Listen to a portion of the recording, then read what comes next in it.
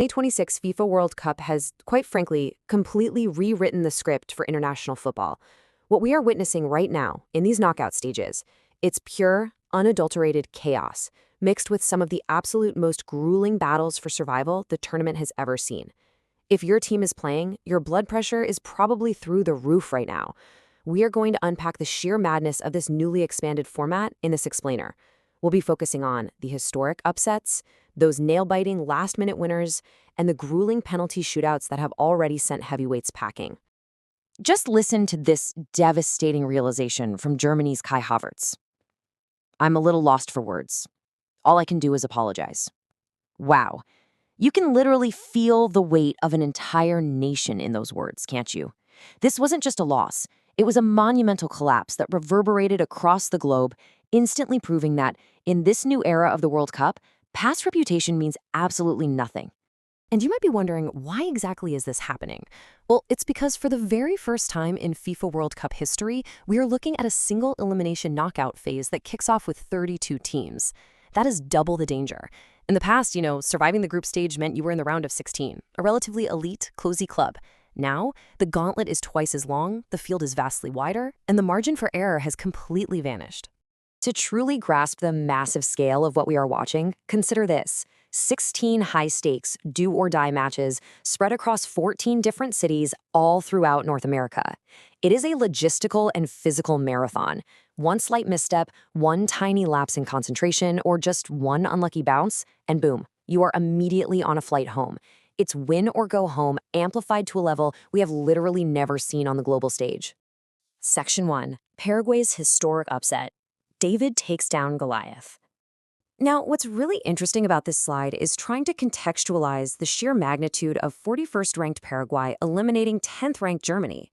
I mean, nobody saw this result coming, especially not after Paraguay was dismantled 4-1 by the United States in their opening group game. Yet here they are. So where does a shock of this magnitude actually rank in the history books? Upsets happen in the group stages all the time, sure, but in the unforgiving realm of single elimination, this is incredibly rare territory. Fox Sports actually compiled a timeline of the greatest knockout stage upsets based on FIFA rankings, and mapping it out really puts it into perspective.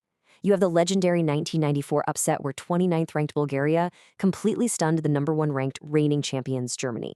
You have South Korea's magical run in 2002 taking down Italy and Spain.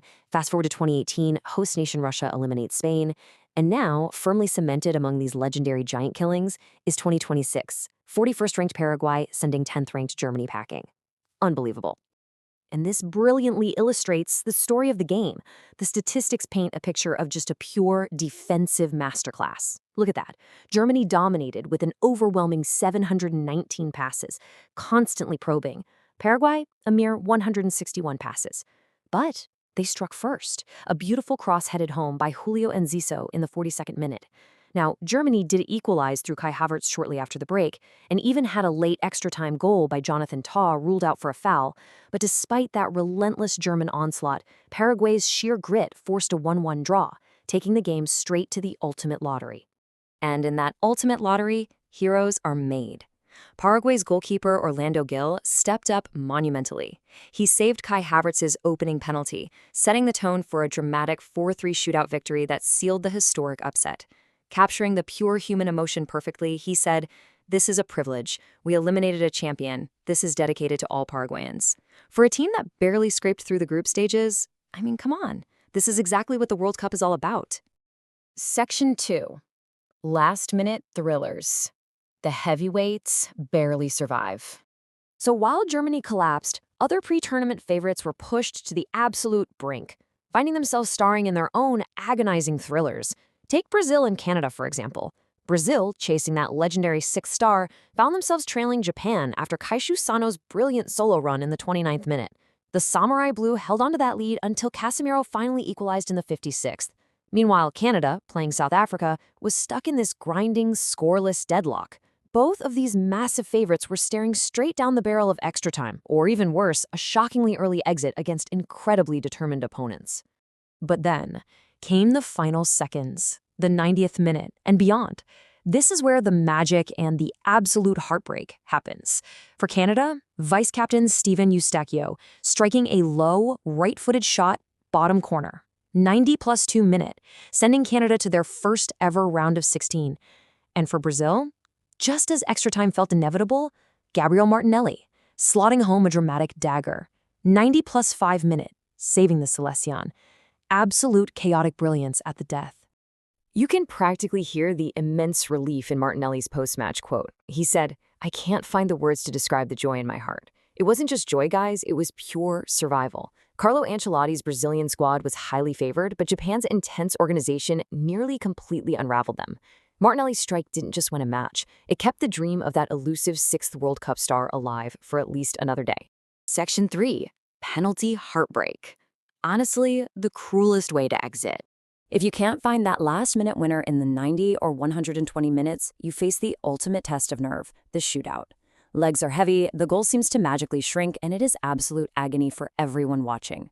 We saw two massive European giants fall victim to this. We already touched on Germany, where missed opportunities just haunted them. Jonathan Tah had that goal ruled out in extra time, and then both he and Havertz missed their penalties. But then, look at the Netherlands against Morocco. The Dutch thought they had it won, but then Morocco's Issa Diop scores a stunning 90 plus 1 minute equalizer.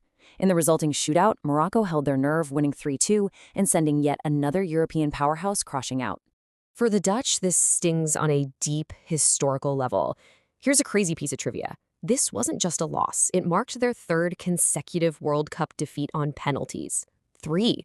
It's an agonizing curse that they simply cannot seem to shake. And adding insult to injury here, this also marked the Netherlands' first loss to a non-Iberian nation at a World Cup since way back in 1998. It really just goes to show how the traditional global power dynamics in football are shifting right before our very eyes. Section 4. France versus Sweden preview.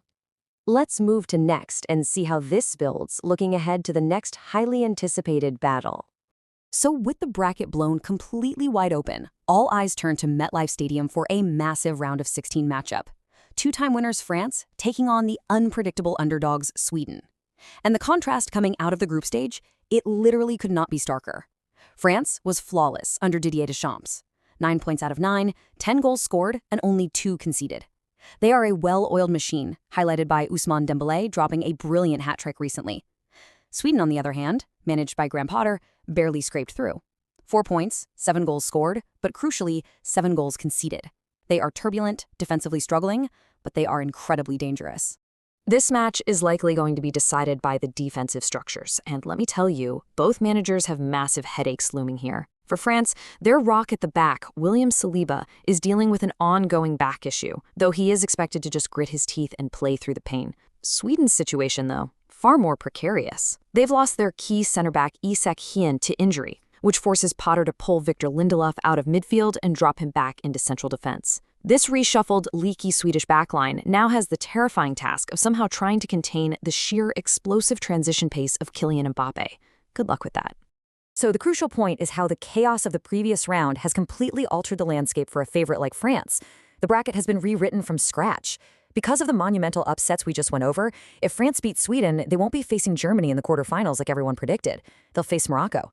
If they advance further, they don't necessarily face a traditional European titan right away. Paraguay and Morocco's giant killings have created a treacherous, highly unpredictable projected path to the final.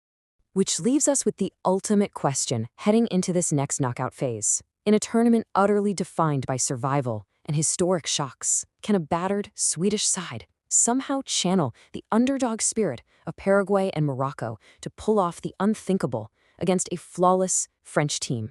Or will Les Bleus continue their ruthless march toward the final? One thing is for certain, guys. In this expanded 32-team knockout format, you cannot take your eyes off the screen for a single second. Thanks for joining me on this explainer, and enjoy the rest of the madness.